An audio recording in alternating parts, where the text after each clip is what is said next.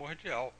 Né? O que vai prevalecer, no fim das contas, né, aqui no caso da anfepramona, do mazindol ou do fempoporex, é como esse efeito cardiovascular, que todos eles têm, todos eles têm uma atividade noradrenérgica possivelmente mais forte, né? Certamente o femproporex, muito mais intensa, muito mais marcante do que aquela atividade da sibutramina.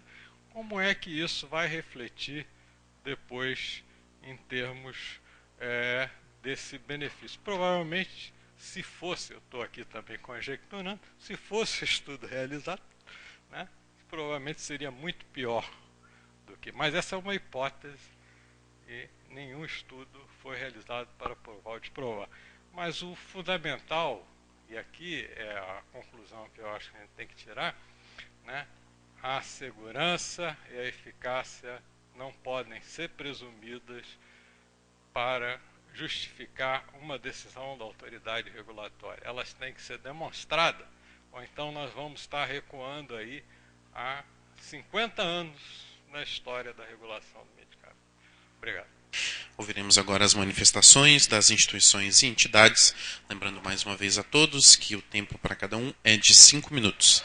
Iniciaremos agora então com a palavra do representante do SEBRID, Dr. Carline, e a seguir o representante da Sociedade Brasileira de Vigilância de Medicamentos, Dr. José Rubem. Nós discutimos. Então nós vamos indicar para quê?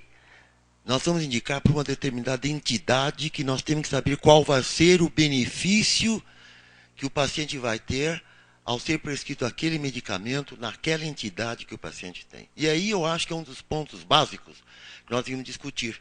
Quer dizer, esses produtos todos que têm uma clara demonstração de reações adversas, que são fixas, né, não poderiam ser indicados para entidades mórbidas de pouca relevância, porque aí a relação risco-benefício fica prejudicada. Mal comparando, seria como se eu prescrevesse morfina para uma dor de cabeça, ou para uma pequena dor de dente. Então, este é o ponto básico, fundamental, que nós devemos ter levado em consideração. E aí é que vem, então, esse aspecto, que eu queria chamar a atenção, que nós estamos fugindo do foco da discussão.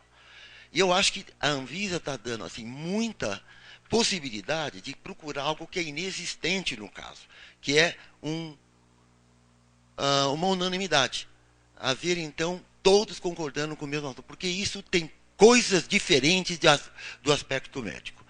Eu queria deixar claro, por exemplo, das 10 milhões de prescrições que eu fiz, um pouco mais, em 2010, captado pelo Sistema Nacional de Gerenciamento de Produtos Controlados, foram 10 milhões de prescrições. Eu queria saber, por exemplo, para quantas pessoas foram prescritas e qual dessas pessoas que têm, por exemplo, a obesidade mórbida, se é que ainda nós não devemos discutir muito se há vantagem de prescrever esses produtos para a obesidade mórbida, grande risco cardíaco, e o medicamento vai demorar 2, 3 meses para agir, que soma-se ao risco inerente da obesidade, ao risco dessas drogas que estão sendo introduzidas 2, 3 meses antes de poder haver o benefício. Então, esse é o ponto básico fundamental. Eu acho que nós deveríamos ter assim, realmente, a presença de para decidir que o assunto que nós estamos discutindo aqui está sendo meio camuflado como se fosse meramente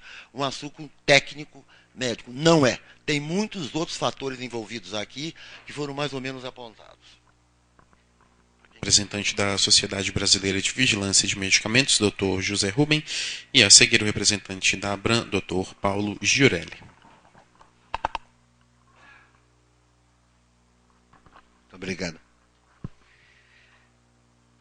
Eu gostaria de confessar inicialmente para este seleto plenário que eu, como sanitarista, estou um pouco perplexo com algumas intervenções que eu ouvi aqui.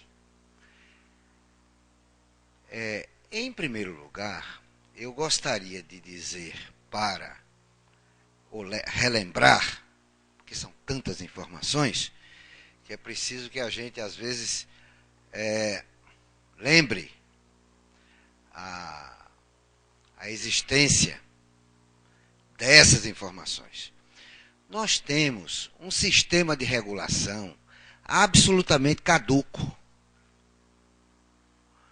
Porque a lei básica que trata do registro de medicamentos no país é a Lei 6.360, de 1976, que é uma lei que representava, à época, ou seja, há 35 anos atrás, eu já estava formado, representou um avanço. Naquela época, e eu diria mais, não foi um avanço extraordinariamente significante. Quer dizer, nós já começamos em 1976, digamos, com um certo atraso. E esse atraso, meus colegas, só vem se aprofundando dia após dia. Nós não estamos melhorando. E sabe por que nós estamos melhorando? Porque eu vi aqui demonstrações cândidas, quase ingênuas, de meus colegas médicos, achando que a Anvisa tem que regular, não é? Fármacos antigos usando os critérios daquela época. Ora, gente, isso não tem o menor sentido. Eu vi aqui uma manifestação que me deixou perplexo. A de que, não é? Nós temos que ter outros mecanismos de notificação de reações adversas. Ora, o único mecanismo de notificação adversa que existe e que fornece alguns subsídios que não são completos é a notificação espontânea. Não existe outro. Mesmo você obrigando a indústria a notificar, não é? Reações adversas a seus produtos, isso não funciona. A única coisa que funciona é a consciência livre, não é? Do profissional de saúde e do paciente, porque ele também tem o direito de notificar. Então, vejam bem, não se conhece reação adversa, não é? A essa tríade, não é? Essa tríade remanescente. Eu diria faraônica, é uma coisa antiga, porque isso não existe. Não existe na terapêutica de nenhum país civilizado do mundo em matéria de regulação farmacêutica. Não existe, gente. Não existe na Europa, não existe na Austrália, no Canadá, na Nova Zelândia. Será possível que o Brasil ainda vai ficar, não é, alguns dias discutindo essa questão? Não é possível isso. Eu acho que a inteligência, não é, a inteligência médica brasileira não pode chegar a esse ponto de defender, sabe, algo indefensável. Olhe, está aqui à disposição, eu tenho várias cópias para quem desejar, um estudo que eu fiz há 4 anos atrás, em resposta à consulta pública da Anvisa. O estudo tem 5 páginas. Gastei o meu bestunto para tentar resumir ao máximo, na tentativa de que alguém pudesse ler. Selecionei, não é, entre a afinidade, não é, de comunicações que não tinham grande valor científico. Não tinham. Selecionei algumas delas, estão aqui, são 18 ou 19 referências bibliográficas. Aliás, eu gostaria de dizer ao professor Fux que ele precisa comunicar que as edições anteriores do melhor livro que nós temos no país, o melhor, as edições anteriores não significam edições ultrapassadas.